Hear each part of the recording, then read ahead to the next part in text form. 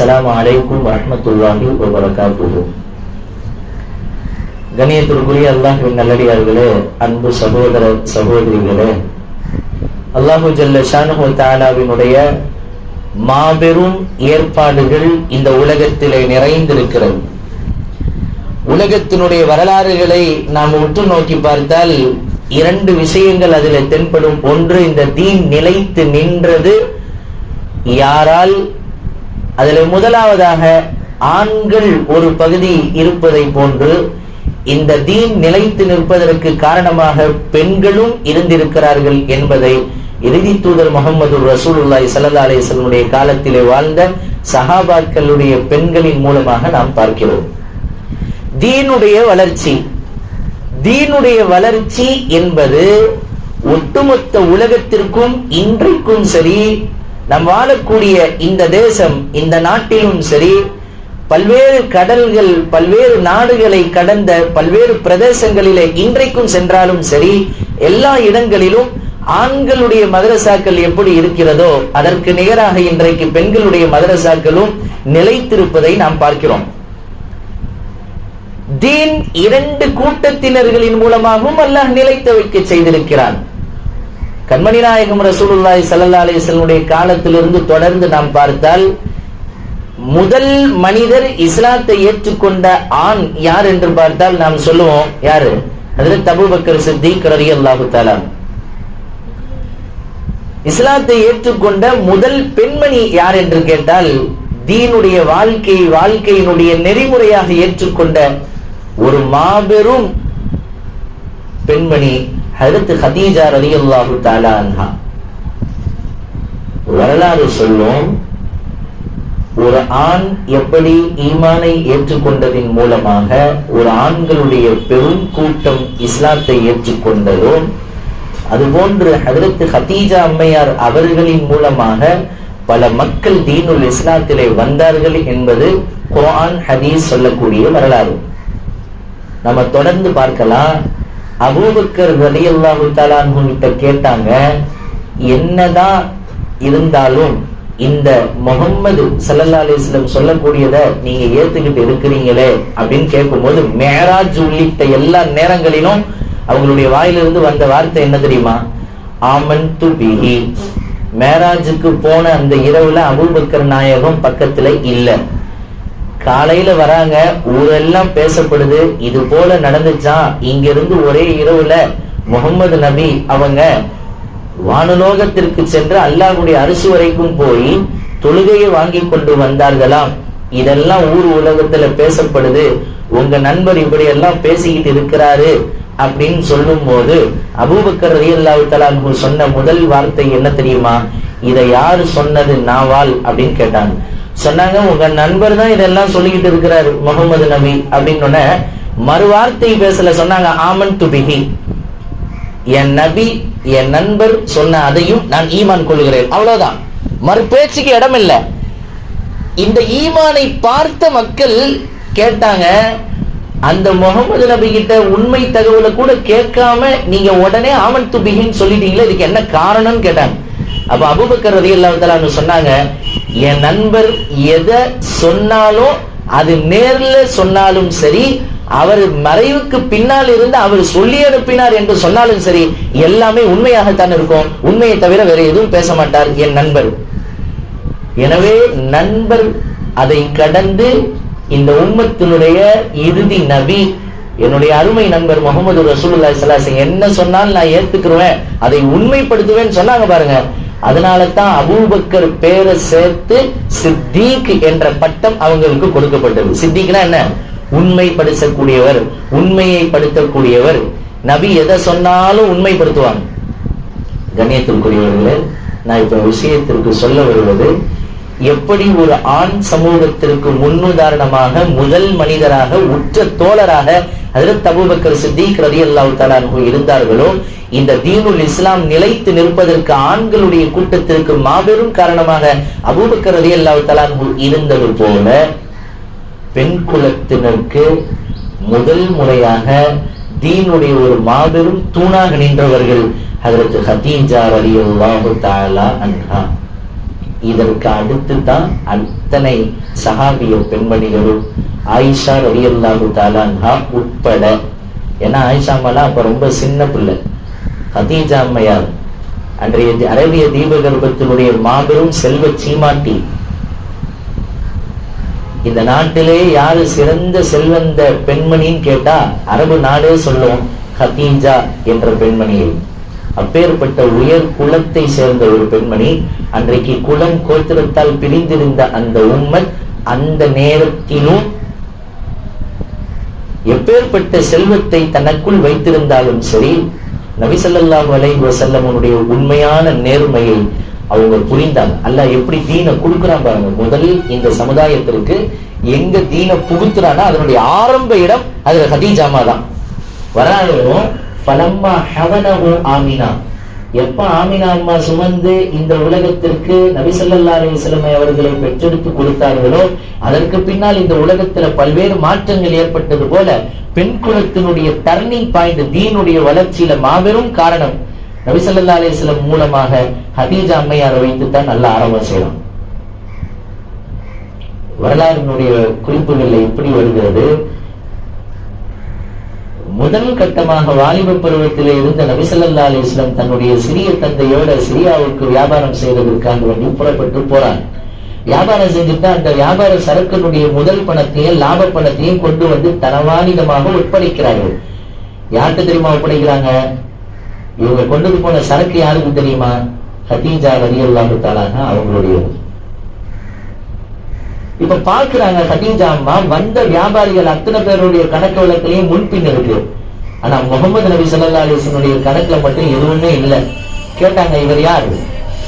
எல்லாத்திலையும் தெளிவாக இருக்கிறாரு. அவர் சொன்னது போல வியாபாரம் செஞ்சுட்டு வந்து வருமானத்தை கொண்டு வந்து கொடுத்திருக்கிறாரு. இவர் யார்? எல்லாம் அவங்களை பத்தி தெரிஞ்சிருந்தும் மீண்டும் விசாரிச்சு கடைசியாக இந்த முகம்மதை நான் திருமணம் செய்வதற்குள்ள ஆசைப்படுகிறேன் என்று சொல்லி சிறிய தந்தைக்கு செய்தி அனுப்பப்படுகிறது. அதற்கு பின்னால் அவர்களுக்கு திருமணம் முடிக்கப்படுகிறது. அது வேற விஷயம். முதலாவதாக ரசூலுல்லாஹி ஸல்லல்லாஹு அலைஹி வஸல்லம் பெண் குலத்தை தர்பியத் செய்வதற்கு, தீனுடைய கல்வியை கொடுப்பதற்கு அல்லாஹ் தேர்ந்தெடுத்த பெண்மணி அது கதீஜா ரலியல்லாஹு தஆலா. இப்ப இங்கிருந்து ஆரம்பிக்குது தீனுடைய வளர்ச்சி. கதீஜா ரலியல்லாஹு தஆலா அதற்கு பின்னால எந்த அளவிற்கு மார்க்கத்தை புரிந்து கொண்டார்கள்னா, முதலாவதாக இஸ்லாத்தை ஏற்றுக்கொண்ட பெண்மணி என்ற ஒரு பெரிய பெயருக்கு சொந்தக்காரர்களாக இருந்தாலும் இன்னொரு நாள்ல அரேபிய நாடு பேசக்கூடிய அளவிற்கு இஸ்லாத்தினுடைய வாழ்க்கை தன்னுடைய வாழ்க்கை நெறியாக எடுத்து வாழ்ந்தான். எந்த அளவுக்கு சொன்னா, மார்க்கத்திற்கும் ஷரீஅத்திற்கும் தீனுக்கும் முஹம்மது நபி ஸல்லல்லாஹு அலைஹி வஸல்லமுக்கும் எந்த அளவுக்கு உதவியாக இருந்தாங்கன்னு சொன்னா, முதலாவதா குர்ஆனுடைய ஆயத்து இறங்குச்சா இல்லையா? எங்க? ஹிரா குகையில இறங்குன ரைட்டு கணம் ஒண்ணு. இரண்டாவது, கொண்டு வந்து செய்தியை சொல்லக்கூடிய ஜிப்ரீல் என்ற அந்த மனிதரை முதலாவதாக பார்க்கக்கூடிய அந்த மலக்கை முதலாவதாக பார்க்கக்கூடிய தருணம். வரலாறுல கேள்விப்பட்டிருப்போம் இங்க என்ன நடந்துச்சுன்னு.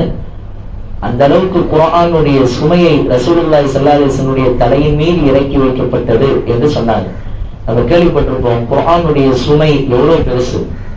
குர்ஆன்ல அல்லாஹ் சொல்றான், லவ் அன்ஸல்னா ஹாதல் குர்ஆன அலா ஜபலின் லரஐதஹு காஷிஅன் முத்தஸத்திஅன் மின் கஷியத்தில்லாஹ். அல்லாஹ்வுடைய பயத்தினால ஒரு மலைக்கு மேல குர்ஆனை இறக்கி வச்சாலும் அல்லாஹ்வுடைய பயத்தினால அந்த மலை சுக்குநூறா உடைந்து போயிடும் அல்லாஹ் சொல்றான். அப்படிப்பட்ட அந்த குர்ஆனுடைய ஆயத்துகள் யார் மீது இறக்கப்படுகிறது?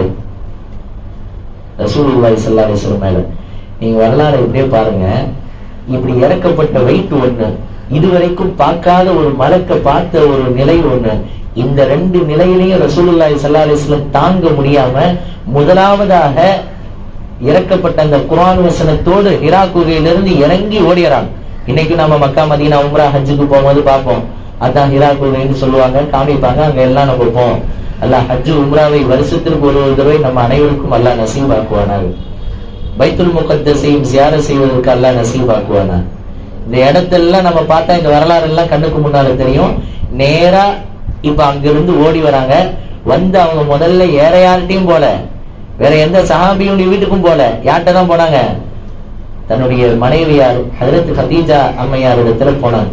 போனவங்க சொன்னாங்க, ஜம்மிலூனி ஜம்மிலூனி, என்னை போர்த்தி விடுங்கள் போர்த்தி விடுங்கள்.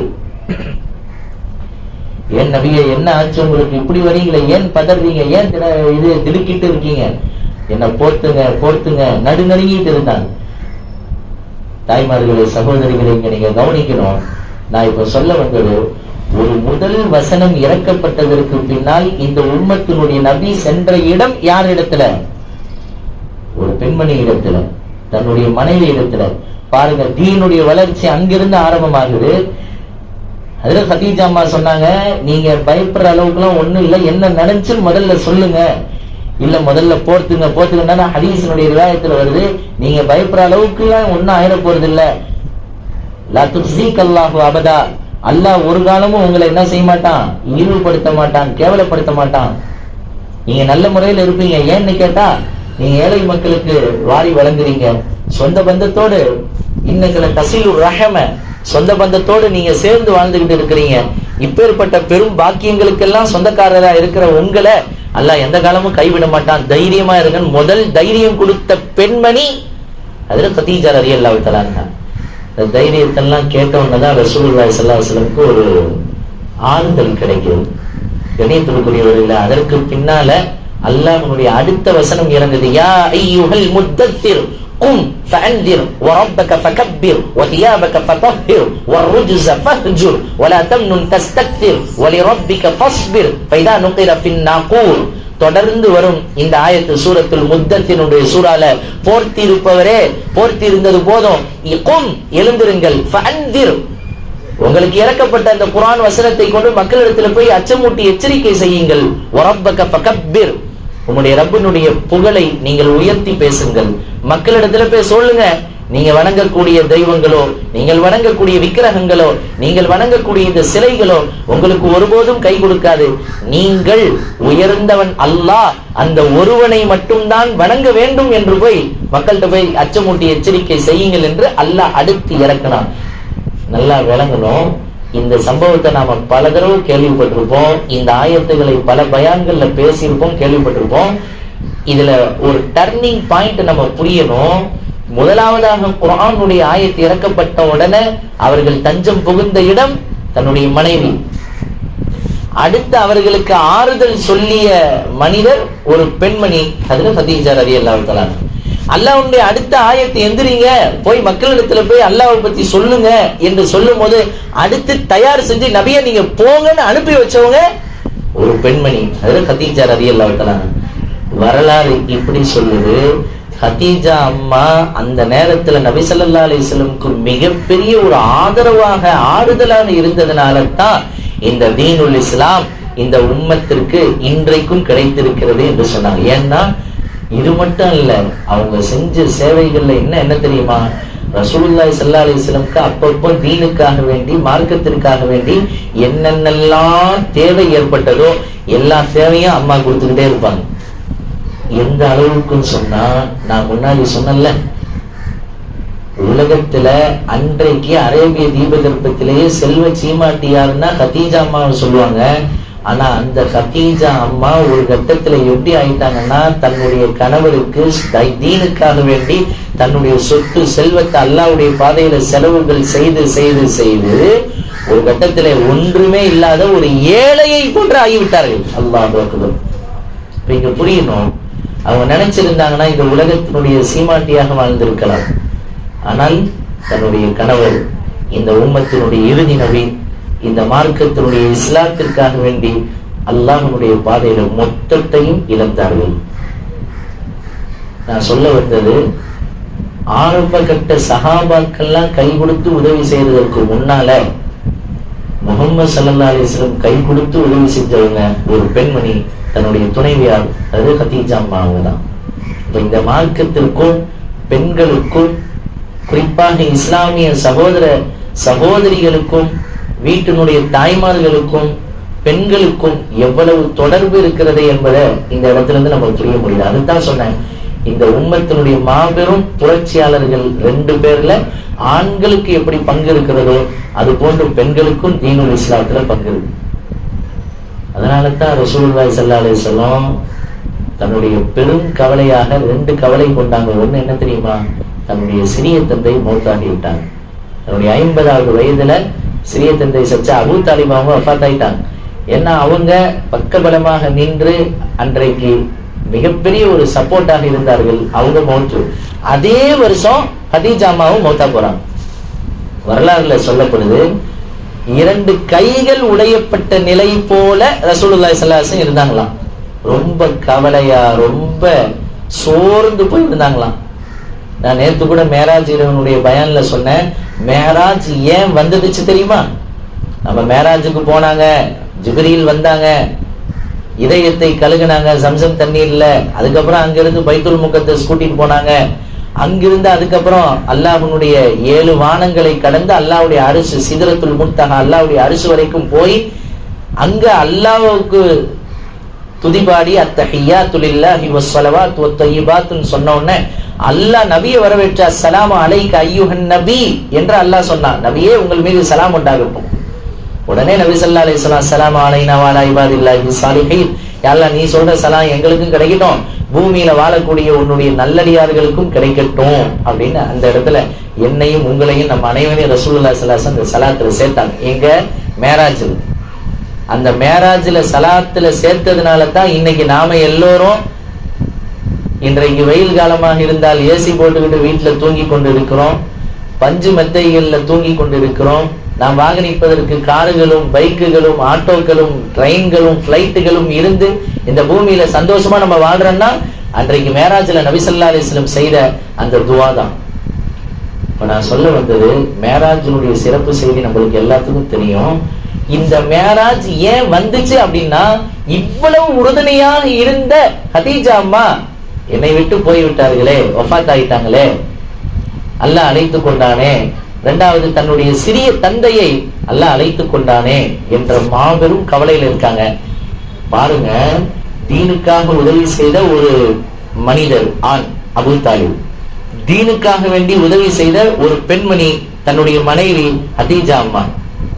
இந்த 2 பேருடைய கவலை உள்ளத்தை போட்டு வாட்டி இருக்கும் பொழுதுதான் அப்ப அல்லாஹ்வின் மீது தவக்கல் வைத்திருந்த அந்த நபிக்கு, நபியே இவ்வளோ கவலைப்பட்டும் உள்ளத்துல கவலத்தை வைத்துக் கொண்டு நீங்கள் அப்படியே கழிச்சுக்கிட்டு இருக்கீங்களே, உங்களுக்கு ஒரு ரிலாக்ஸுக்கு நான் ஒரு இடத்தை கொடுக்குறேன், ஒண்ணும் இல்ல, நீங்க என்னுடைய வீட்டிற்கு வர வேண்டும் என்று சொல்லித்தான் அல்லாஹ் ரப்பல் ஆலமீன் அந்த வருஷமே என்ன செஞ்சான், தன்னுடைய 50வது வயதுல நபி ஸல்லல்லாஹு அலைஹி வஸல்லம் அவங்கள அல்லாஹ் ரப்பல் ஆலமீன் மேராஜுக்கு அழைச்சான். நம்ம வரலாறு கேள்விப்பட்டிருப்போம்.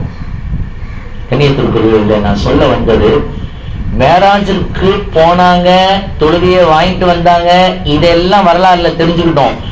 ஏன் போனாங்க அப்படின்றதுக்கு 2 காரணம். ஒண்ணு, தீனுக்கு உதவியாக இருந்த ஒரு ஆண் அபூ தாலிப் அவர்களுடைய மரணம், தீனுக்கு உதவியாக இருந்த ஒரு பெண் ஹதீஜா அம்மையார் அவர்களுடைய மரணம்.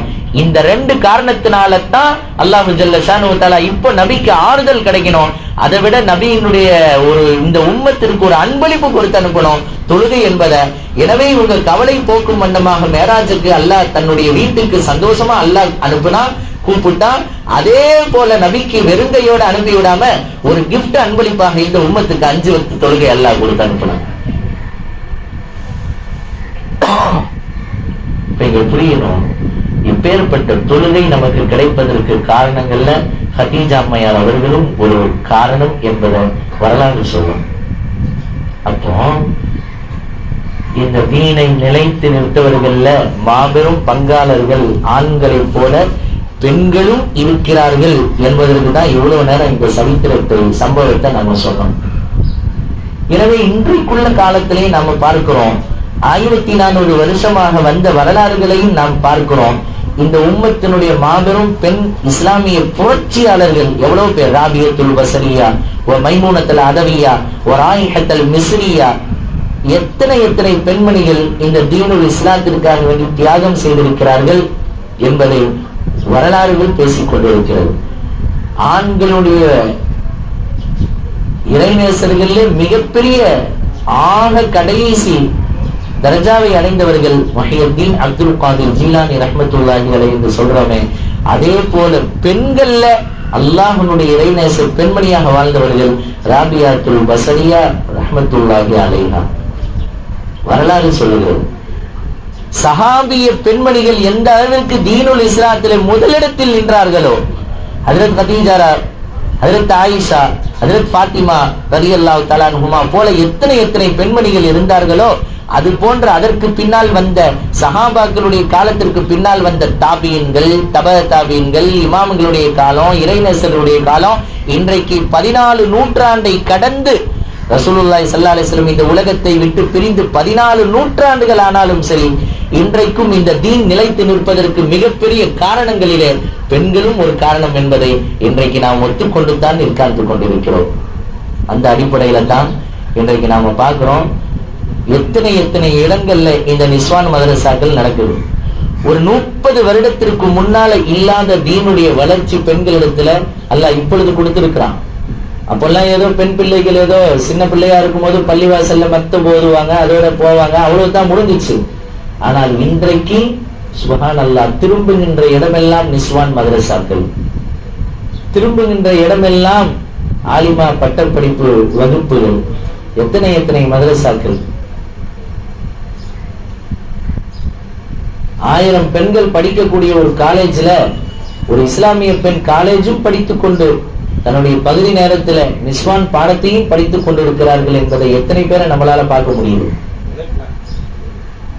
இன்னும் உங்களை போல எத்தனையோ பேர் மதரசாவுக்காக வேண்டிய தரபியத்திலிருந்து சேர்ந்து ஒரு வருடம், அடுத்து ஊலா கிளாஸ், அடுத்து சானியா, அடுத்து சாலிசா, இந்த 3-4 வருடங்கள் ஓதி ஆலிமாவுடைய பட்டம் வாங்குறாங்க, நாசிஹாவுடைய பட்டத்தை பெரிய வீட்டு பெண்மணிகள் வாங்குறாங்க என்று சொன்னால், நம்மளுக்கெல்லாம் வீட்டுல குடும்பத்துல எவ்வளவுதான் வேலைகள் இருந்தாலும் நாம இங்க வரன்னா அதற்கு காரணம் என்ன தெரியுமா? அல்லாஹு ஜல்ல ஷானுஹு தஆலாவுடைய மாபெரும் பாக்கியம் அது. அந்த தீனை புரிஞ்சுட்டோம், இந்த மார்க்கத்திற்கை நிலைநிறுத்தியவர்கள் கதீஜா அம்மையாரை போன்று நாமளும் ஆகணுன்றதுக்காக வேண்டித்தான் இன்றைக்கு வீட்டில் உள்ள எல்லா பெண்மணிகளும் இன்றைக்கு ஆலிமா கோர்ஸுகளையும் நாசிஹா படிப்புகளையும் தர்பியத் வகுப்புகளையும் இன்றைக்கு படித்துக் கொண்டிருக்கிறார்கள், ஓதிக்கொண்டிருக்கிறார்கள் என்பதை நினைக்கும் பொழுது உண்மையிலேயே மாபெரும் சந்தோஷம். அதிலும் குறிப்பா நம்மளுடைய மதரசா அல்லாஹ்வுடைய கிருபையினால அல் ஜாமியத்துல் கமாலியா நிஸ்வான் மதரசா 2013 முதல் இதுவரைக்கும் நடந்துகிட்டு வருது. சுமார் 11 வருஷமாக, 2013 இருந்து 2024 இந்த வருஷம் வரைக்கும் பார்த்தா 10 நிரப்பமாக 10 முடிஞ்சு இன்றைக்கு 11வது வருஷத்துல அடியெடுத்து வைத்திருக்கிறது. அப்ப இதுல எத்தனை பேர் வந்துட்டு போயிருப்பாங்க, ஓதிட்டு போயிருப்பாங்க, எத்தனை பேர் பட்டம் வாங்கிட்டு போயிருப்பாங்க, எத்தனை பேர் பட்டம் வாங்காம ஏதோ 2 வருஷம் 3 வருஷம் ஓதிட்டு பட்டம் வாங்கக்கூடிய நேரத்திலையும் சில பேருக்கு திருமணம் முடியக்கூடிய சூழ்நிலை ஏற்பட்டிருக்கும். எனவே உள்ள வந்துட்டு போயிட்டாலே அல்லாஹ் அந்த சவாபை கொடுக்கிறான், உள்ள வந்துட்டு போனாலே அல்லாஹ் கொடுக்கிறான். இது மாபெரும் பாக்கியம். நேதாஜி நகர்ல அல்லாஹ்வுடைய கிருபையினால நம்முடைய நிஸ்வான் மதரசா 15 வருஷமா நடந்துகிட்டு இருக்கு. எத்தனையோ பல நூற்றுக்கணக்கான பிள்ளைகள் அதுல வந்து ஓதிட்டு தொடர்ந்து பட்டங்கள் வருடம் வாங்கி கொண்டு தான் போறாங்க. அல்ஹம்துலில்லாஹ். அந்த நேரத்துல இருந்தாலும் உலக அடிப்படையில பார்க்கும்போது சில கேள்விகள் நமக்குள்ள எழும்பும். என்னடா இது, எல்லா பெண்மணிகளும் ஸ்கூலுக்கும் காலேஜுக்கும் போயிட்டு இருக்கிறாங்க, நாம மட்டும் இப்படியே இருக்கிறோமே, இதுல என்ன பிரயோஜனம் நம்மளுக்கு கிடைக்க போகுது நினைக்கலாம். மனித அடிப்படையில் இது ஏற்படும். ஒரு பெண்மணி அதான் கேட்டாங்க, இது என்னங்க இது, ஸ்கூலுக்கு போனா காலேஜுக்கு போனா நேரடியா பாடம் நடத்துறாங்க, நேரடியா சொல்லி கொடுக்குறாங்க, எல்லாமே அங்க தெரிஞ்சுக்க முடியுது, நல்லா படிச்சுட்டு நாளைக்கு ஒரு ஜாப் வேலைக்கு போக முடியுது, ஏதோ 4 காசு சம்பாதிக்க முடியுது.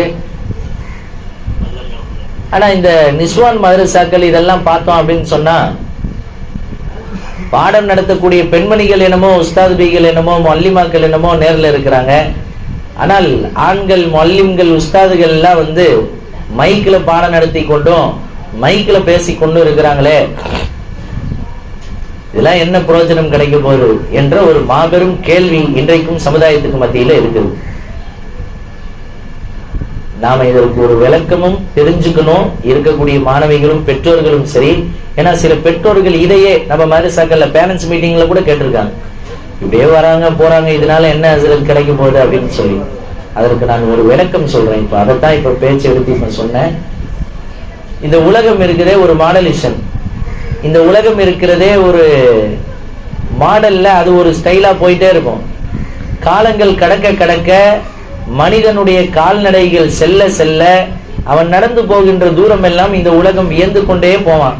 ஆனா ஒரு கட்டத்துல அவன்கிட்ட கேட்டு பார்த்தா சொல்லுவான், இந்த உலகத்துல நானும் சுத்தினேன், திரிஞ்சேன், அலைந்தேன், புரிந்தேன், ஆனால் எதுவுமே எனக்கு பலன் கொடுக்கல என்று சொல்லிவிட்டு முடித்து விட்டு போயிடுவான்.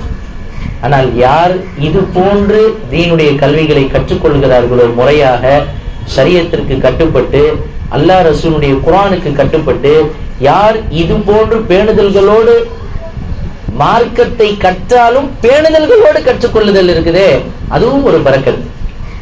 நான் சொல்ல வந்ததான், நிறைய பேர் கேட்கலாம், ஸ்கூல்ல காலேஜுகள்ல இப்படியெல்லாம் அவங்க தெளிவான முறையில இருக்கிறாங்களே, சொல்லி கொடுக்குறாங்களே, ஆனால் நம்முடைய மதரசாக்கள்லாம் திரைக்கு பின்னால் நடக்கிறதே. கண்ணியத்திற்குரிய தாய்மார்களே, சகோதரிகளே, இதுதான் பரக்கத், இதுதான் பரக்கத். எப்பொழுது இஸ்லாத்தினுடைய ஷரியத்தின் பிரகாரம் மார்க்க கல்வி கற்றுக் கொடுப்பதாக இருந்தாலும் ஷரியத்து பிரகாரம் எப்படி கற்றுக் கொடுக்கிறோமோ அதுதான் பரக்கத். ஷரியத்தை விட்டுட்டு 1000 புத்தகங்கள் படிச்சாலும் அதுல பலன் இல்லை. ஷரியத்தோடு சேர்ந்து ஒரு புத்தகம் படிச்சாலும் சரி, அது மாபெரும் பரக்கத்து. எனவே தான் நம்மளுடைய நிஸ்வான் மதரசாக்கள் இன்னைக்கு வரைக்கும் சரி பேணுதல்களோடு பாதுகாப்புகளோடு அல்லாஹு ஜல்ல ஷானஹு தஆலா கொண்டு சென்று கொண்டிருக்கிறார். அல்லாஹ்வுடைய மாபெரும் பாக்கியம் அது. அல்லாஹு ஜல்ல ஷானஹு தஆலாவுடைய மாபெரும் பாக்கியம் அது. அப்ப அல்லாஹ்வுடைய பாக்கியம் பெற்ற மாணவிகள் இங்க ஓதிக்கிட்டு இருக்கிறாங்க. அதுக்குதான் சொன்னேன், இது சாதாரணமா நினைச்சிட கூடாது. என்னமோ நம்ம வரோம் போறோம், இதுல என்னடா நம்மளுக்கு கிடைச்சிட போகுது, கிடையாது. கண்ணியத்திற்குரிய தாய்மார்களே, சகோதரிகளே, நம்ம என்னமோ இப்படி இருந்துட்டு போறதுனால நம்ம என்னமோ பலகீனமாயிட்டோமோ அப்படின்னு கூட நினைச்சிடாதீங்க. காலேஜ்ல ஒரு பட்டமளிப்பு நடத்தினா அது மேடை போட்டு ஸ்டேஜ் போட்டு போட்டோ வீடியோ எல்லாம் பிடிச்சு அது பெரிய அளவுல இது பண்றாங்களே, ஆனா நம்ம மதரசாக்கள்லாம் இப்படி நடக்குதே, நம்மளுக்கு ஒரு கேள்வி வரலாம். அதுக்கு நான் ஒரு பதில் சொல்றேன். இந்த உலகத்தினுடைய பட்டமளிப்பு விழாக்கள் எல்லாம் இருக்குதே, உலகத்தினுடைய பார்வைக்கு நடத்தப்படுவது, அவ்வளவுதான் அதுக்கு பதில். அவங்க காசு கொடுத்திருப்பாங்க, அந்த காசுக்கு ஏத்தாறு போல அவர்களுக்கு பட்டங்களும் பதவிகளும் கௌரவங்களும் வழங்கப்படும். ஆனால் இந்த தீனுல் இஸ்லாம் இருக்குதே, அல்லாஹ் ஜல்ல ஷானஹு தஆலா நம்மளிடத்துல எதையும் எதிர்பார்க்காமல் அல்லாஹ்விற்காக வேண்டி கற்றுக் கொடுக்கக்கூடிய இந்த ஸ்தாபனங்கள் இருக்கு, இது முழுக்க முழுக்க செயல்படுவது அல்லாஹ்வுடைய பொருத்தத்திற்காக வேண்டித்தான், வேற யாருக்காக வேண்டி இல்லை. அவன் பொருத்தம் கிடைக்கணும், அல்லாஹ்வுடைய ரிலா என்ற அவனுடைய தனிப்பட்ட பொருத்தம் கிடைக்கணுன்றதுக்காக வேண்டித்தான் இன்றைக்கு இது போன்ற நிஸ்வான் மதரசாக்கள் அல்லாஹ்வுடைய கிருபையினால் நடந்து கொண்டிருக்கிறது. எனவே எந்த சூழ்நிலையிலும் சரி நாம கற்ற கல்வியை அதை கொஞ்சம் தரம் தாழ்ந்து கூட நினைச்சிடக்கூடாது. எல்லாம் சொல்லுவாங்க, நீங்க எங்க படிச்சீங்க, நான் அந்த காலேஜ்ல படிச்சேன், இந்த இடத்துல படிச்சா அப்படி. அப்ப சில நிஸ்வான் ஓதுன மதரசா பிள்ளைங்க அவங்களும் தைரியமா சொன்னோம், நான் இந்த மதரசால ஓதுனேன், இந்த கோர்ஸ்களை படிச்சேன், இந்த கிதாபுகளை படிச்சேன். கண்ணியத்திற்குரியவர்களே, சந்தோஷமா தைரியமா சொல்லணும். ஏன் தெரியுமா, காலேஜுகள்ல நாம குறை சொல்லல, அந்த உலக புத்தகங்களை படிச்சா அது என்னவோ படிச்சதுக்கு உண்டான சர்டிபிகேட் கொடுப்பாங்க, அவ்வளவுதான், உலகத்துக்கு பிரயோஜனம். ஆனா நாம ஓதுன மீசான் கிதாபுகளும் அஜ்னாஸ் ஜஞ்சானி போன்ற கிதாபுகளும் கிராத்துல் வாலிஹா போன்ற கிதாபுகளும் ஹிதாயத்துன் நபூ போன்ற கிதாபுகளும் தப்சீர் போன்ற தப்சீர் விரிவுரை புத்தகங்களும் கிதாபுகளும் அதே போன்ற ஹதீஸினுடைய கிதாபுகளும் இந்த உலகத்திலும் பறைசாற்றும், கபரிலும் வந்து நிற்கும், நாளை மறுமையிலும் வந்து பதில் சொல்லும். யா அல்லாஹ், உனக்காக வேண்டி 3-4 வருஷம் இந்த ஆண் பெண் பிள்ளைகள் எல்லாம் தியாகம் செஞ்சு உன்னுடைய தீனுடைய கல்விக்காக வேண்டி இவங்க எல்லாம் கஷ்டப்பட்டு உன்னுடைய குர்ஆனுடைய கலாமுல்லாஹ்வுடைய பரக்கத்தை பெற வேண்டும் என்பதற்காக வேண்டி பல வருடம் செலவு செஞ்சாங்க. யா அல்லாஹ், இவங்க எல்லாம் உனக்காக வேண்டி அர்ப்பணித்தவர்கள். இந்த உலகத்தினுடைய பதவியை தேடும் பட்டத்தை தேடியும் கொண்டிருந்த வேளையில இவங்க உனக்காக வேண்டி வந்து 3-4 வருடம் ஓதியவர்கள் என்று அது மறுமையில சாட்சி சொல்லும். அல்லாஹ் அந்த நசீபை எனக்கும் உங்களுக்கும் நம் அனைவருக்கும் தருவானார். அப்ப இந்த உலகத்தோடு முடிவதல்ல இந்த கல்வி, கபர் நாளை மறுமை வரைக்கும் வரும். சரி, கண்ணியத்திற்குரியவர்களை, இந்த அளவுக்கு ஏன் பெண்களுக்காக வேண்டி நிஸ்வான் மதரசாக்கள் நடத்தப்படுது? ஏன் இவ்வளவு முயற்சி? நான் சொன்ன 30 வருஷத்திற்கு முன்னால இந்த அளவுக்கு மதரசாக்கள்லாம் இல்ல, நிஸ்வான் மதரசாக்கள். ஏன் இந்த அளவுக்கு இல்ல? ஆனால் இன்றைக்குள்ள காலகட்டத்தில் சுமார் எத்தனையோ 1000 நிஸ்வான் மதரசாக்கள் சென்னையில, தமிழ்நாடு முழுக்க நடைபெற்றுக் கொண்டிருக்கிறது. அல்லாஹ்வுடைய தீனுடைய வளர்ச்சி பெண்களின் மூலமாகவும் அல்லாஹ் இன்றைக்கும் கொடுத்து கொண்டே தான் இருக்கிறார். எத்தனை வரலாறுகளை நாம பார்க்கலாம். ஒரு தந்தை குடும்பத்திற்கு சம்பாதித்து உழைத்து காப்பாற்றுவது அவருடைய கடமை. ஆனா பெற்றெடுத்த குழந்தைகளை சீராட்டி அவர்களுக்கு உலகத்தில் அழகு பார்ப்பதை போல கல்வி என்ற ஒழுக்கத்தை கொடுத்து அழகு பார்ப்பதில் மாபெரும் பங்கு கொண்டவர்கள் தாய்மார்கள் தான். எல்லா இமாம்களுடைய வரலாறையும் நீங்க எடுத்து பாருங்களேன். ஒட்டுமொத்தமாக அத்தனை இமாம்களும், அத்தனை பெரியார்களும், அத்தனை இறைநேசர்களும் உருவானது தன்னுடைய தாயிடத்தில் இருந்தாதான் இருக்கும். வரலாறு, நீண்ட வரலாறுகள் இருக்கிறது. அதுல மிக முக்கியமாக பெண் புரட்சியாளர்கள்ல ஒரு மாபெரும் புரட்சி செய்தவர்கள் தன்னுடைய மகனை ஒரு மிகப்பெரிய முத்தகையாக, முஹ்லிஸாக, ஆலிமாக மாற்றியவர்கள். நாம வரலாறுல கேள்விப்பட்டிருப்போம். பா யஸீதுல் பிஸ்தாமி ரஹ்மத்துல்லாஹி அலைஹி என்ற ஒரு மாபெரும் அல்லாஹ்வுடைய இறைநேசர், ஒரு இமாம் அவர்கள். அவங்க உருவானது யார் மூலமா தெரியுமா? ஒரு பெண்மணியின் மூலமாக, தன்னுடைய தாயின் மூலமாக. இந்த இமாமுடைய சின்ன வயசுலேயே தந்தை மரணித்து விடுகிறார்கள், வஃபாத் ஆயிட்டாங்க. அவங்க அம்மா தான் கஷ்டப்பட்டு இந்த மகனை வளர்க்கிறார்கள். யாரு? பா யஸீதுல் பிஸ்தாமி ரஹ்மத்துல்லாஹி அலைஹி அவர்களுடைய தாய் அவங்க வளர்க்கிறாங்க. எப்படி தெரியுமா? தந்தை இல்ல, இந்த பையனை கொண்டு போய் ஏதாவது படிக்க வச்சா அன்னைக்குள்ள காலத்துல ஏதாவது வியாபாரம் பார்த்து என்ன காலம் முழுக்க காப்பாற்றணும் அப்படின்னு நினைக்கல. இந்த பெண்மணி அன்றைக்கு அவங்க வாழ்ந்து கொண்டிருந்த பகதாது தேசத்தினுடைய தெரு தெருவாக, வீதி வீதியாக போய் கேட்கிறாங்க, சொல்றாங்க, கெஞ்சுறாங்க. என்ன தெரியுமா? என் பையனுக்கு வேலை கொடுங்க, அதை கொடுங்க, இதை கொடுங்கன்னு கேட்கல. மாறாக என் பையனுக்கு கல்வி கொடுங்க, மார்க்க கல்வியை. சுப்ஹானல்லாஹ். யாரு? தாய். ஒவ்வொரு மனிதராக சந்தித்து கேட்கிறாங்க, என் மகனுக்கு நான் மார்க்க கல்வி கொடுக்கணும். எப்பேற்பட்ட பெண்மணி! அப்ப மக்கள் எல்லாம் சொன்னாங்க, ஏமா நீயே கஷ்டப்பட்டு இருக்கிற. ஏன்னா அவங்க என்ன செஞ்சாங்கன்னா, கணவன் மரணத்திற்கு பின்னால இந்த வீட்டு வேலைகள் பாக்குறாங்களா இல்லையா, அது போல அன்றைக்கு அவங்க செஞ்சுக்கிட்டு இருந்தாங்க வீட்டு வேலை. அதே போல அந்த வீட்டுக்காரர்களுடைய துணிய குளத்துக்கு எடுத்துட்டு வந்து துவைச்சு கொடுப்பாங்களாம். மற்றவர்களுடைய துணிய அன்றைக்கு இருந்த குளம் குட்டைக்கு கொண்டு வந்து துவைச்சு அலசி அதை காய போட்டு எடுத்துட்டு போய் அந்த வீடுகள்ல கொடுக்கக்கூடிய வேலையை பார்த்துட்டு இருந்தாங்களாம். அப்ப சொன்னாங்களாம், உங்க மகனை உன் கஷ்டத்தை போக்கக்கூடிய பையனா ஆகலாமே, ஏன் நீ அவனுக்காக மதரசாவை தேடுற?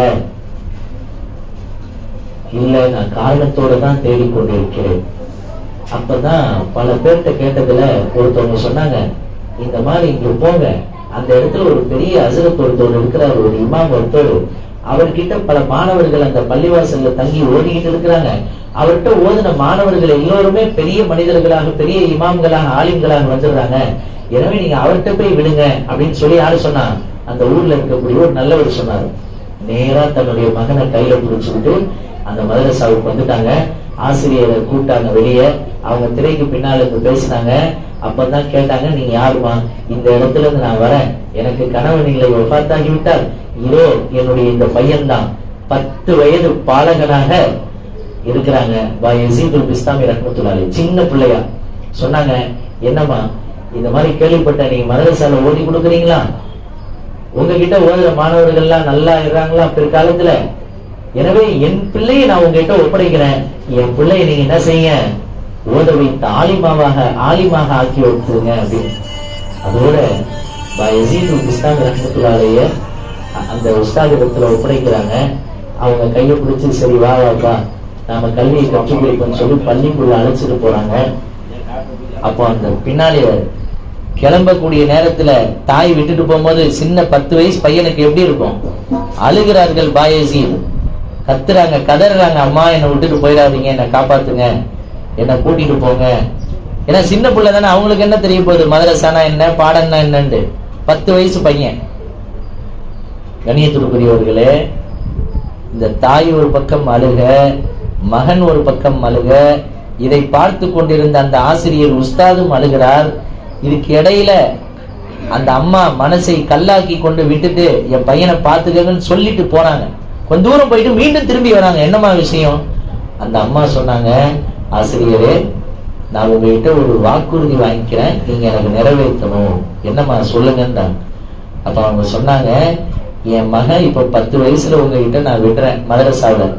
அப்போ உள்ள மதரசாலாம் நம்ம மதரசா மாதிரி 3 வருஷம் 4 வருஷத்துல பட்டம் கொடுக்கறது, ஆண்கள் மதரசா 7 வருஷம் பட்டம் கொடுக்கறதுலாம் கிடையாது. அப்போ உள்ள மதரசா எப்படின்னா, ஒரு உஸ்தாது கிட்ட போயிட்டாங்கன்னா அப்படியே இருப்பாங்க.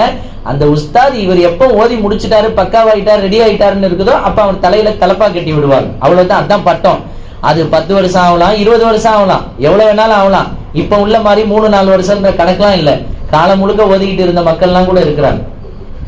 தாய் பார்த்துட்டு சொன்னாங்க, என் பையனை 10 வயசுல இப்ப நான் விட்டுட்டு போறேன், என் மகனை நீங்க தான் நல்ல முறையில இவனை ஓத வச்சு ஹாஃபில் ஆலிமாக்கி மிகப்பெரிய ஒரு இமாமாக என் பையன் ஆகணும், அந்த அளவுக்கு நீங்க அவனை பார்த்துக்கங்கன்னு சொல்லி விட்டுட்டு அடுத்து ஒரு வார்த்தை சொன்னாங்க, என் பையன் நல்ல ஒரு இறைநேசராக இமாமாக ஆகிற வரைக்கும் என் வீட்டுக்கு அனுப்பவே கூடாது. அல்லாஹ் பையன் துடிக்கிறார். அது எப்படி உங்களை பார்க்காம வர முடியாம இருக்கும்? நோன்பு பெருநாள், அஜு பெருநாள் விடுமுறையிலாவது நான் உங்களை பாக்குறேனே. இல்ல, வீட்டுக்கு நீ வரவே கூடாது, மதரசாவிலே தான் இருக்கணும்ட்டாங்க அந்த அம்மா. ஆசிரியரே கேட்டாங்க, வாக்குறுதி வாங்கிட்டீங்களே இப்படி? நான் ஏதோ இல்ல நினைச்சேன். இல்ல, இதுதான் வாக்குறுதி, நீங்க மீறக்கூடாதுன்னுட்டாங்க. இப்ப பாருங்க, இந்த பையன், சின்ன பையன், உங்களை விட்டுட்டு எப்படிமா இருப்பான்? ஏதோ வருஷத்துக்கு 1-2 தடவையாவது உங்க வீட்டுக்கு அனுப்பி விடனே. இல்ல இல்ல, வேணாம், அனுப்பக்கூடாது. பாருங்க எப்படி வாழ்ந்திருக்கிறாரு. நேரா அந்த பெண்மணி வீட்டுக்கு போயிட்டாங்க. வீட்டுக்கு சின்ன பிள்ளை 10 வயசுல மதரசாவுக்குள்ள வந்த பாயசீர், அல்லாஹ் அக்பர். அதுக்கு பின்னால ஹிஃபுல் ஓடுகிறார்கள், ஆலிம் கோர்ஸ் ஓடுகிறார்கள். கிட்டத்தட்ட சுமார் இதற்கு இடைப்பட்ட சில ஆண்டுகள் கழிச்சிருச்சு. சில ஆண்டுகள் கழித்து கடைசியா அவங்க ஓதி முடிச்சது எப்பன்னு பார்த்தா, தன்னுடைய 26வது வயதுல தான் முழுசா ஓதி முடிக்கிறாங்க. அதாவது 10 வயசுல உள்ள போனாலும் எத்தனை வயசுல வெளியே வராங்க? 26வது வயசுல. அப்ப 16 வருடங்கள் அந்த மதரசாவிலே தங்கிட்டாங்க. அவ்வளவுதான். இப்போ இதுல ஒரு 4-5 வருஷம் 10 வயசுல போய் விட்டால 4-5 வருஷம் கழிச்சு அம்மாவுடைய ஞாபகம் வந்தோடனே அப்போ ஆசிரியர்கிட்ட போய் சொல்லி அழுகுறாங்க, ஆசிரியரே நீ எப்படியாவது அம்மா கிட்ட அனுப்புங்க, நான் ஒரு தடவை போய் பார்த்துட்டு வரேன். சொன்னார்கள், அம்மா வாக்குறுதி வாங்கிட்டாங்கப்பா, அனுப்பக்கூடாதுன்னு சொல்லி ஒரே ஒரு தடவை அல்லாவுக்காக அனுமதி கொடுங்க. சரின்னு சொன்னவன ஆசிரியரும் வேற வழியே இல்லாம இந்த பாடத்தை மனப்பாடம் செஞ்சு கொடுத்துட்டா நான் உன்னை அனுப்பி விட்டுறேன். நான் கஷ்டமான பாடம், நிறைய பக்கத்தை கொடுத்துட்டாங்க. பார்த்தா அன்னைக்கு சாயங்காலமே எல்லாத்தையும் மனப்பாடம் பண்ணி ஒப்பிடிச்சிட்டாங்க. ஆச்சரியமாயிடுச்சு ஆசிரியருக்கு, இது எப்படிப்பா, சாத்தியமே இல்லை, இவ்வளவு பாடத்தை உனக்கு கொடுத்த, எப்படி மனப்பாடம் பண்ணிட்டேன்? சொன்னாங்க, என் அம்மா சின்ன பிள்ளைகளே சொல்லுவாங்க, எது தேவைன்னாலும் அல்லா கிட்ட 2 ரக்காத் தொழுதுட்டு நீ கேளு அப்படின்னாங்க. நான் 2 ரக்காத் தொழுதுட்டு இது மனப்பாடம் செய்யணும் அல்லான்னு சொன்னேன். அல்லா எனக்கு சீக்கிரமா மனப்பாடம் செய்ய வச்சிட்டான்ட்டாங்க. ஆசிரியர் வாக்கு கொடுத்துட்டாரு, நீ மனப்பாடம் செஞ்சா உன்னை அனுப்பி வைக்கிறேன், இப்ப நிறைவேற்றணும். எனவே சரிப்பா அவன் அம்மாவை பார்த்துட்டோன்னு அனுப்பி விட்டாங்க. இந்த மாணவர் தன்னுடைய பக்கத்து ஊர்ல இருக்கக்கூடிய அம்மாவை தேடி அந்த தன்னுடைய சொந்த ஊருக்கு போகிறார். போற வழியில நல்லா சிரிச்சு விளையாடிக்கிட்டு சந்தோஷமா போறாரு. அம்மாவை பார்க்க போறோம். நேரா வீட்டுக்கிட்ட போனோன்னு வீட்டு கதவை தட்டுறாரு. 2-3 தடவை தட்டினோன்னா அப்ப உள்ள இருந்து குரல் வந்துச்சு, மன்னன்ட்ட நீ யாரு? அப்ப அவங்க சொன்னாங்க, ஆனா பாயசீதுல் பிஸ்தாமி, நான் உங்களுடைய மகன் பாயசீதுல் பிஸ்தாமி வந்திருக்கிறேன்னு சொன்னாங்க. அப்ப தாயார் சொன்னாங்க, ஏன் பாயசீது பிஸ்தாமி இப்ப வரமாட்டானே, ஏன் அம்மா அப்படி சொல்றீங்க? ஆம், என் மகன் ஓதி முடித்து ஹாஃபில் ஆலிமாக ஆகி ஒரு மிகப்பெரிய இமாமானதற்கு பின்னால தான் வரணும்னு நான் சொல்லிட்டு வந்தேனே, எனவே நான் கதவை திறக்க மாட்டேன், நீ அப்படியே மதரசாவுக்கு போயிருந்தாங்க. அல்லாஹ்வுக்கு. அந்த பையன் கதறுகிறார், கத்துகிறார், கதவை திறங்க, ஒரு தடவையாவது உங்களை பார்த்துட்டு போனேன், திறக்கவே இல்லை அந்த தாயார். அதற்கு பின்னால பாயசீன் ரொம்ப நேரம் நீண்ட அழுதுட்டு, சரி அம்மா நான் போயிட்டு வரேன்னு சொல்லி வீட்டுல இருந்து புறப்பட்டு மீண்டும் மதரசாவுக்கு வராரு. போகும்போது சந்தோஷமா சிரிச்சுக்கிட்டே போனாரு. இப்ப அழுதுகிட்டே உள்ள வந்தோடனே ஹஸ்ரத் கேட்டாங்க, ஏன்பா அழுதுகிட்டே வர? சொன்னாங்க, நான் வீட்டு கதவை அம்மா கிட்ட போய் தட்டினேன், ஆனா அவங்க என்ன திறந்து பார்க்கவே இல்லையா? ஆமா. என்ன சொன்னாங்க? நான் எப்போ ஓதி முடிச்சு இமாமாக ஆகிறேனோ அப்பந்தான் என்ன பார்ப்பேன்னு சொல்லிட்டாங்க. அல்லாஹ் அக்பர். அதுக்கப்புறம் அந்த தந்தை ஆசிரியர், அவர் தந்தையாக இருந்து, நீ கவலைப்படாத, நான் உன்னை நல்ல முறையில பாத்துக்கிறேன், நீ நல்லா ஓதி முடின்னு சொல்லி இப்படியே காலங்கள் ஓடி 10 வயசுல போனாலும் சுமார் 16 வருடங்கள் கழித்து தன்னுடைய 26வது வயதுல ஒரு நாள் சுபுஹ் தொழுகை நேரத்தில் அந்த பெரிய உஸ்தாத் ஆசிரியர் தூங்கி கொண்டிருக்கிறார்கள். அதாவது சுபுவுக்கு தஹஜ்ஜத் தொழுதுட்டு கொஞ்ச நேரம் சுபுவுக்கு முன்னால கொஞ்சம் படுப்பது வழக்கம். அந்த சுபுவுக்கு முன்னால தஹஜ்ஜத் தொழுதுட்டு கொஞ்ச நேரம் அப்படி 5 நிமிஷம் கண்ணை அசரும் போது அந்த கனவிலே கண்மணி நாயகம் முஹம்மது ரசூலுல்லாஹ் ஸல்லல்லாஹு அலைஹி வஸல்லம் அவர்கள் கனவுல வந்துட்டாங்க. அந்த ஆசிரியருடைய கனவுல வந்துட்டு சொன்னாங்க, உங்க மதரசாவுல ஓதக்கூடிய பாயசீர் அல்ஹம்துலில்லாஹ் அவருடைய கல்வி முடிந்து விட்டது, அவருடைய வீட்டுக்கு அனுப்பிடுங்கன்ட்டாங்க. அந்த காலத்துல இப்படிதான். இன்னைக்கு நம்மளுக்கு பட்டம் கொடுக்குற மாதிரி அந்த காலத்துல சில இமாம்களுடைய கனவுல நபியே வந்து சொல்லிடுவாங்க, அவர் முழுமை பெற்று விட்டார் அப்படின்னு வாங்கலாம். இந்த வாலிபருடைய வயசுல விஷயத்துல நபியே கனவுல வந்து சொன்னாங்க. சுபுஹ் தொழுவை முழிக்கிறாங்க, சுபுஹ் தொழுவை நடத்துறாங்க. சுபுஹ் தொழுவை முடிஞ்சோடனே நேரா பாயசீர் இங்க வான்னு கூப்பிட்டாங்க. 10 வயசுல வந்த பையன் இப்ப எத்தனை வயசு? 26 வயது வாலிபரா இருக்காரு. ஒன்னும் சொல்லல, தன்னுடைய தலையில இருந்த தலைப்பாகையை அவுத்து அவங்க தலையில கட்டி விட்டாங்க. கேட்டாங்க ஆசிரியர்கிட்ட, என்ன ஆசிரியரை சொல்லுங்க. சொன்னாங்க ஆசிரியர், இல்லப்பா உனக்குண்டான கல்வி காலம் முடிந்தது, கனவுல கண்மணி நாயகம் ரசூலுல்லாஹி ஸல்லல்லாஹு அலைஹி வஸல்லம் வந்து சொல்லிட்டாங்க, எனவே உன்னுடைய கல்வி காலம் முடிந்தது, இனிமேல் நீ உன் வீட்டுக்கு போயிட்டு இனிமேல் உன் வாழ்க்கை, உன் கணவன், உன்னுடைய அம்மா, உன்னுடைய எதிர்கால வாழ்க்கையை நீ பார்த்துக்கொள்ளுன்னு சொல்லி ஆசிரியர் அனுப்பி விட்டாங்க. கண்ணியத்துக்குள்ள இங்க இன்னொன்னு நடக்குது, என்ன தெரியுமா? அன்னைக்கு அம்மா விட்டுட்டு போகும்போது பையன் அழுதாரு, அம்மா விட்டுட்டு போக மாட்டேன். இன்னைக்கு 16 வருஷமா ஆசிரியர் கூடவே இருந்துட்டனால இப்ப ஆசிரியர் விட்டு போகும்போது அழுவுறாரு, இப்போ கதறுகிறார். ஏன்பா அழுவுற? 10 வயசுல அம்மா கிட்ட இருந்து உங்ககிட்ட வந்தேன், அம்மா கிட்டையாவது 10 வயசு வரையும் தான் இருந்தேன், உங்ககிட்ட எத்தனை வருஷம் இருந்துட்டேன்? 16 வருஷம் இருந்துட்டேன். எனவே இப்போ உங்களை விட்டுட்டு போறது எனக்கு மனசு வரல. ஆசிரியர் ரொம்ப துவா செஞ்சு நீ போ, பிற்காலத்துல நீ நல்லாக இருப்பாய் என்று சொல்லி ரொம்ப துவா செஞ்சு அனுப்புனாங்க. அதுக்கப்புறம் 26 வயதுல அதற்கப்புறம் மதரசாவிலிருந்து புறப்பட்டு எங்க வராங்க? இப்ப மீண்டும் வீட்டுக்கு வராங்க. வீட்டுக்கு வந்தோட பழைய மாதிரியே கதவு தட்டினாங்க. மன்னன்ட்ட யாருன்னு கேட்டாங்க. உள்ள இருந்த அம்மா சொன்னாரு, ஆனா பாயசீதுல் பிஸ்தாமி, நான் தான் பாயசீத் வந்திருக்கிறேன்னு சொன்னாங்க. உடனே கதவு அடுத்த செகண்டே திறந்தார்கள். தாயார் பார்த்தால் 10 வயசுல சின்ன பச்சை பிள்ளையா விட்டுட்டு வந்த தன் மகன் இப்போ 26 வயது வாலிபனாக வந்து நின்றோன்ன, தலையில தலைப்பாகையோட சுண்ணத்தான கோலத்தோட இருந்தோன்னு அந்த தாய்க்கு சந்தோஷம் வந்து, இதைத்தான் நான் எதிர்பார்த்தேன், என் மகன் ஒரு சிறந்த இமாமாக வரணும்னு சொல்லி நான் எதிர்பார்த்தது இதுதான். எனவே அந்த கனவை அல்லாஹ் நினைவாக்கிட்டான்.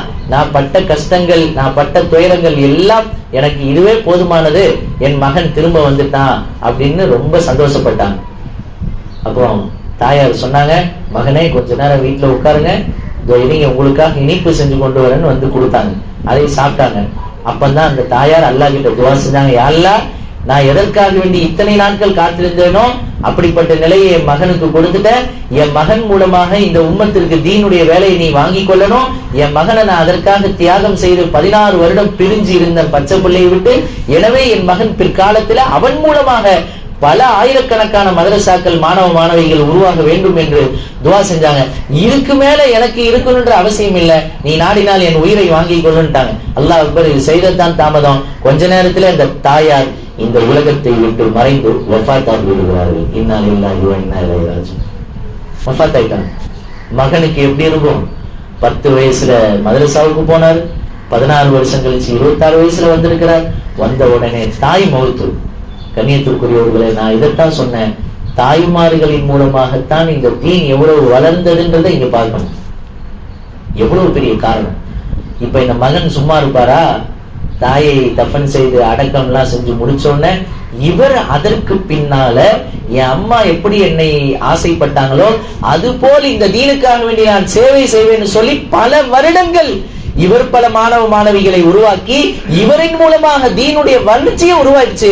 எந்த அளவுக்குனா இன்னைக்கும் நாம சில ஹதீஸ்களுக்கு விளக்கத்தை தேட வேண்டும் என்று சொன்னால் பாயஸீதுல் பிஸ்தாமி என்ன சொல்லி இருக்கிறாங்க என்று வரலாறுல பார்த்துட்டு தான் நாம இன்னைக்கு பயான் பேசக்கூடிய அளவுக்கு வரலாறுகள்ல மிகப்பெரிய ஒரு இமாமாக பாயஸீதுல் பிஸ்தாமி ரஹ்மத்துல்லாஹி அலைஹி அவர்கள் இன்றைக்கு மாறி இருக்கிறார்கள் என்றால், ஒரு மிகப்பெரிய இமாமாக இறைநேசராக இன்றைக்கு உருவாக்கி இந்த சமுதாயத்தில் இருக்கிறார்கள் என்றால், அவர்களை உருவாக்கியது ஒரு தாய், ஒரு பெண்மணி. அதைத்தான் சொல்ல வந்தேன், ஆரம்பத்திலிருந்தே சொல்றேன். இந்த தீனுல் இஸ்லாம் எப்படி ஆண்களை கொண்டும் நிலை பெற்றதோ இன்னொரு தூணாக பெண்களின் மூலமாகவும் நிலை பெற்றது என்பதற்கு பாயஸீதுல் பிஸ்தாமி ரஹ்மத்துல்லாஹி அலைஹி ஒரு தாயார் ஒரு மிகப்பெரிய சான்று. எனவே இந்த சம்பவம் சொல்ல வந்ததனுடைய நோக்கம், தாய்மார்களே, சகோதரிகளே, எனவே நாம இந்த கல்வியை படிக்கணும், இதெல்லாம் என்னடா இது, ஆலிமா கோர்ஸ், தர்பியா கோர்ஸ், நாசிஹா, இதெல்லாம் என்ன, இது நம்மளுக்கு என்ன கொடு அப்படி நினைக்காதீங்க. இதுதான் பரக்கத், இதுதான் பரக்கத். எத்தனை லட்சங்கள் கொடுத்து படித்தாலும் ஒரு கட்டத்திலே துச்சமாக அவைகளை புறம் தள்ளப்பட்டுவிடும். சரி, அவ்வளவு லட்சம் கொடுத்து படித்து நான் குறை சொல்ல, துனியாவுடைய படிப்பு அது தேவைதான், வேண்டும் தான். ஆனா ஒரு கட்டத்தில் நிலைத்திருக்க முடியுமா என்று சொன்னால் முடியாது. கணியத்திற்குரியவர்களே, அவங்க எவ்வளவு தான் கஷ்டப்பட்டு வேலை செஞ்சு கொடுத்தாலும் இந்த துனியாவுக்கு ஒரு நாள் அந்த சீட்டை விட்டு நீங்க போயிட்டு வாங்கன்னு அனுப்பிடுவாங்க. அதுக்கு பேர் கண்ணியமா சொல்லுவாங்க, உங்களுக்கு ரிட்டையர்மெண்ட் கொடுத்துட்டோன்னு. அல்லாஹ் அக்பர். இவங்க சொல்ல முடியுமா? 50-55 வயசுல ரிட்டையர்மெண்ட் கொடுத்தோன்னா, இல்ல நான் இனிமேல் இங்கே பணிபுரியறேன்னு சொல்ல முடியுமா? முடியாது. அது ஆணா இருந்தாலும் பெண்ணா இருந்தாலும். துனியா எந்த அளவுக்கு வேலை வாங்குமோ வாங்கிட்டு அதோட நம்மளை விட்டுரும் இந்த துனியா. ஆனால் இந்த தீன் மட்டும் அப்படியே சிந்திச்சு பாருங்க. நீங்க ஆலிமாவாக, ஆலிம்களாக மாறிட்டோம் அப்படின்னா காலம் முழுக்க நாம் எந்த மதரசாவோட வேணாலும் ஓதி கொடுக்கலாம். அதுக்கு வரையறை இருக்கா? கவர்மெண்ட் மாதிரி 50 வயசு வரைக்கும் தான் ஓதி கொடுக்கணும் மதரசால, அதுக்கப்புறம் இல்ல அப்படின்னு எதுவும் இருக்கா? கிடையாது.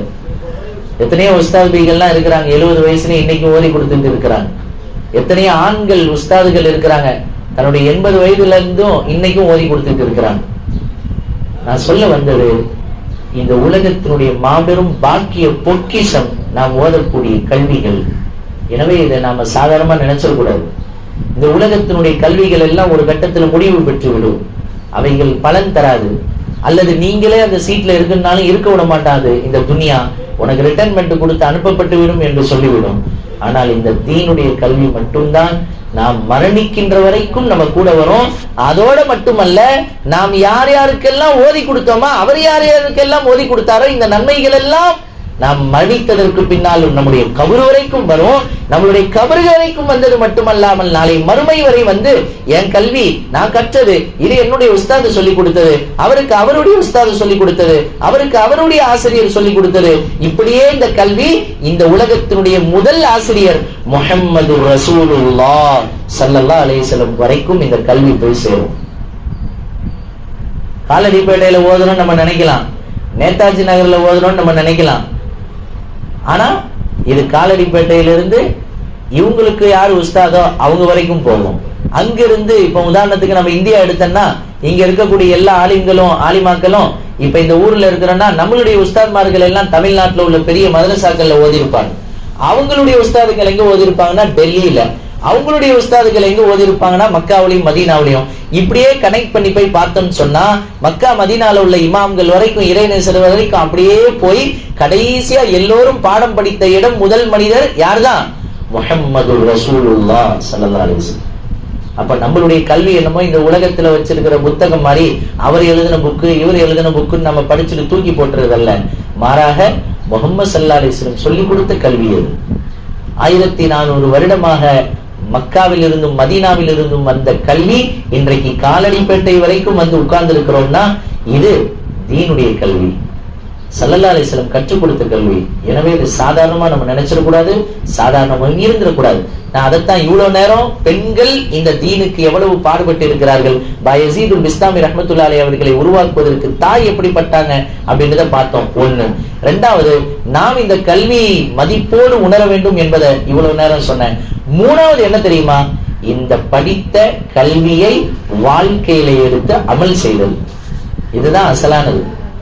ஏதோ படிச்சோம் வச்சோம் இருந்தோம் போனோம் என்று அல்லாமல், இந்த கல்வியை என் அல்லாஹ்வுக்காக வேண்டி நான் அல்லாஹ்வுடைய பாதையில என்ன செய்யணும்ன்றத காலம் முழுக்க நம்ம யோசிச்சு கொண்டே வாழ்ந்து கொண்டிருக்கோம். கண்ணியத்திற்குரிய தாய்மார்களே, சகோதரிகள், ஹஜ்ரத் அவங்க சொன்னாங்க, முன்னால் ஓதிய மாணவிகள் எல்லாம் வந்திருக்கிறாங்கன்னு சொல்லி. ரொம்ப சந்தோஷம். ஏன்னா அது ஒரு சந்தோஷமான செய்தி தான். ஏன்னா ஆண் பிள்ளைகளாக இருந்தாலும் ஏதோ பிள்ளைங்களை பள்ளிவாசல்ல பார்க்கலாம், தொழுவும் போது பார்க்கலாம், வெளியில பார்க்கலாம். ஆனா பெண் பிள்ளைகள் ஓதக்கூடிய நிஸ்வான் மதரசாக்கள்ல அவங்க எங்க திருமணம் முடிச்சு போறாங்க, எங்க இருக்கிறாங்க யாருக்குமே தெரியாது. யாருக்காவது தெரியுமா? தெரியாது.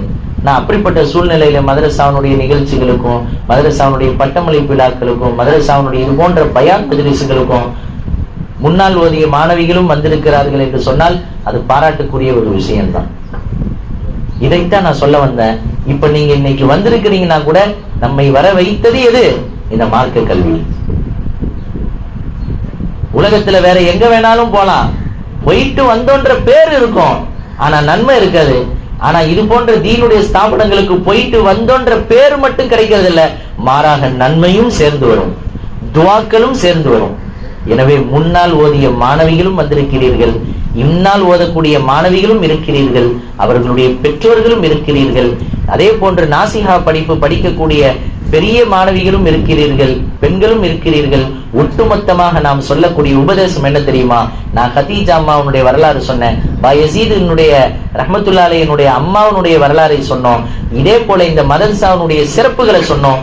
இந்த உம்மத்தினுடைய கல்வி தமிழ்நாட்டிலிருந்து புறப்பட்டு, சென்னையிலிருந்து புறப்பட்டு டெல்லி வரைக்கும் போய், டெல்லியிலிருந்து மக்கா மதீனா, அங்க மதீனாவில தொழில் கொண்டிருக்கின்ற முஹம்மது ரசூலுல்லாஹ் ஸல்லல்லாஹு அலைஹி வஸல்லம் வரைக்கும் போய் இந்த கல்வியை எனக்கும் உங்களுக்கும் போய் சேர்க்குதுன்னா இது சாதாரணமா நினைக்கூடாது. அப்ப இப்பேற்பட்ட கல்வியை நாம கத்துக்கிட்டு சும்மா இருந்துடலாமா? அதைத்தான் நான் இப்ப மூணாவது விஷயமாக சொல்லி முடிவுக்கு வருகிறேன். இந்த கல்வியை வாழ்க்கையில எடுத்து அமல் செய்யணும், அமல் செய்யணும். உலகத்துல எத்தனையோ ஆண்கள் இருப்பாங்க தீன் இல்லாமல், ஆனால் நாம் தீன் படித்த ஆலிம்களாக இருப்பதினால் தீனோடு வாழ வேண்டும். அதே போன்று உலகத்தில் எத்தனையோ பெண்கள் இருப்பார்கள், நாம் தீன் படித்த பெண்கள், நாம் ஓதிய ஆலிமாக்கள், நாம் ஓதிய நாசிஹாக்கள். அப்ப இந்த கற்ற கல்வியின் படி நாம் அமல் செய்ய வேண்டும். இதுதான் அசல். உங்க ஆசிரியரை பார்க்கறதுக்கு உங்களுக்கு நேரமே இல்லைன்னு வைங்களேன், ஆனால் அவங்களுடைய துவாவை நீங்க வந்து பார்த்தீங்களோ இல்லையோ, ஆனால் துவாவை பெற முடியும். எப்படி தெரியுமா? ஒவ்வொரு நாளும் தொழுகை தொழுவும் போது நம்மளுக்கு ஓதி கொடுத்த ஆலிம்களுக்கும் ஆலிமாக்களுக்கும் துவா செய்யணும். இன்ஷா அல்லாஹ் செய்வீங்களா? இன்ஷா அல்லாஹ். இதுதான் நாம் அவர்களுக்கு செய்ய வேண்டிய கடமை. எனவே மதரசாவுடைய தொடர்பை ஏற்படுத்துங்கள். பல மாணவிகள் மதரசாவுக்கு வாங்க, மதரசாவுக்கு போங்க. அதே போல இருக்கக்கூடிய மாணவிகள் இந்த கல்வியை உயர்ந்த கல்வியாக நினையுங்கள். அதே போன்று இது நமக்கு கிடைத்த மாபெரும் பாக்கியம் என்பதை புரிந்து இன்ஷா அல்லாஹ் அமல் செய்யுங்கள். இருக்கக்கூடிய எல்லோருக்கும் இவ்வளவு நேரம் பெண்களுடைய சிறப்பு, பெண் கல்வியினுடைய மாண்புகள், நம்முடைய மதரசாவுடைய சிறப்பம்சங்கள், நம் மதரசாவுடைய எல்லா உஸ்தாதுமார்கள் ஆலிம்களுடைய தொடர்பும் எங்க வரைக்கும் போதும்னோம்? தமிழ்நாட்டிலிருந்து டெல்லியிலிருந்து எங்க போய் முடியுது? முஹம்மது ரசூலுல்லாஹி ஸல்லல்லாஹு அலைஹி வஸல்லம். எனவே அப்பேற்பட்ட கல்வியை கையில வைத்திருக்கக்கூடிய நாம் அமல் செய்யணும். அதே போன்று மதரசாவுடைய தொடர்பை ஏற்படுத்தணும். ஓதக்கூடிய மாணவிகள் இன்னமும் கண்ணும் கருத்தமாக நம்மளுடைய பாடங்களையும் நம்மளுடைய மதரசாவுடைய நேரங்களையும் பேணுதலாக இருக்கணும். இன்ஷா அல்லாஹ் செய்யலாமா? அல்லாஹ் ஜல்ல ஷானு வ தஆலா அப்படிப்பட்ட பாக்கியத்தை தருவானாக. அப்படிப்பட்ட நல் வாய்ப்புகளை அல்லாஹ் நம் அனைவருக்கும் தருவானாக. முன்னால் ஓதிய மாணவிகள் நீங்களும் வந்திருக்கிறீர்கள். நீங்கள் எந்த வருடம் ஓதி இருந்தாலும் சரி, அந்த நேரத்தில் உள்ள பசுமையான நினைவுகள் இப்பொழுது உங்களுக்கு வந்து செல்லலாம். எனவே நினைத்தோம் வந்தோம் சென்றோம் என்று அல்லாமல் நீங்கள் சென்றதற்கு பின்னால் இருக்கக்கூடிய எல்லா தொழுகைகளிலேயும் இன்ஷா அல்லாஹ் உங்களுக்கு ஓதி கொடுத்த முஅல்லிமாக்களுக்காக வேண்டியும், ஹஸ்ரத்மார்களுக்காக வேண்டியும், மதரசாவுடைய நிர்வாகிகள் மதரசாவுக்காக வேண்டியும் இருக்கக்கூடிய நிலவரத்தை கண் வைத்து நாம் துவா செய்ய வேண்டும். இன்ஷா அல்லாஹ் துவா செய்யலாமா? இன்ஷா அல்லாஹ். அதே போன்று இருக்கக்கூடிய மாணவிகள் நீங்களும் இன்னமும் துவாக்கள் செய்து கொண்டு நல்ல முறையில மதரசாவுக்கு வரணும் என்பதை உங்களுக்கு நசியத்தாக செய்து கொள்கிறோம். பெரிய பெண்கள் நீங்கள் அத்தனை பேருமே இன்னமும் மதரசாவுடைய தொடர்போடு இருந்து நம்மின் மூலமாக ஒருவராவது ஈடேற்றம் பெறணும் சொல்லி ஓதிய முன்னாள் மாணவிகளும் இந்நாள் மாணவிகளும் பெரிய பெண்மணிகளும் உங்களால் முடிஞ்சது இன்ஷா அல்லாஹ் ரமலானுக்கு பின்னால இப்ப இந்த பயான் நான் வந்தேன் பேசுறேன்னு இல்லாம எனக்கு நீங்க ஒரு வாக்குறுதி கொடுக்கணும். நோன்பு முடிஞ்சு மதரசா திறந்ததற்கு பின்னால என் மூலியமா ஒரு பெண்மணிய ஒரு பிள்ளைய நான் மதரசாவுல சேர்ப்பேன் அப்படின்னு இப்ப நீங்க பொறுப்பு எடுக்கணும். இன்ஷா அல்லாஹ் எடுப்பீங்களா? சொல்லுங்க. இன்ஷா அல்லாஹ் எடுத்துக்கலாமா? இன்ஷா அல்லாஹ். தர்பியத்துல இருக்கிறீங்க, ஊழால இருக்கீங்க, சானியா, சாலிசா, நாசிஹா இருக்கீங்க, எல்லாரும் ஒவ்வொரு ஆள் பொறுப்பெடுத்து யார் யார் உங்களால முடிஞ்ச பெண்மணிகள் வீடுகள்ல இருக்காங்களோ அவங்கள மதரசாவுக்காக வேண்டி ஓதுவதற்கு கூட்டிட்டு வரணும். இன்ஷா அல்லாஹ் செய்யலாமா? இன்ஷா அல்லாஹ். அல்லாஹ் கபூல் செய்வானாக. அல்லாஹ் இதை பரிபூர்ணமா நிறைவேற்றி தருவானாக. முன்னாள் மாணவிகள் வந்ததற்கு நன்றிகளை தெரிவித்துக் கொண்டு அவங்களுக்கும் துவா செய்யணும். இந்நாள் மாணவிகளுக்கும் துவா செய்யறோம். மதரசாவுடைய நிர்வாகத்தினர்கள், உஸ்தாத்மார்கள் அத்தனை பேருக்கும் துவா செய்கிறோம். அல்லாஹ் இந்த பயான் மஜ்லிஸை கபூல் செய்வானாக. நீண்ட ஆயுளோடு நாம் வாழ்வதற்கு அல்லாஹ் தௌஃபீக் செய்வானாக. நம்முடைய எதிர்கால வாழ்க்கையை அல்லாஹ் சிறப்பாக்கி தருவானாக. நம்மளை பெற்றெடுத்த பிள்ளைகளுக்கு அல்லாஹ் பரக்கத் செய்வானாக.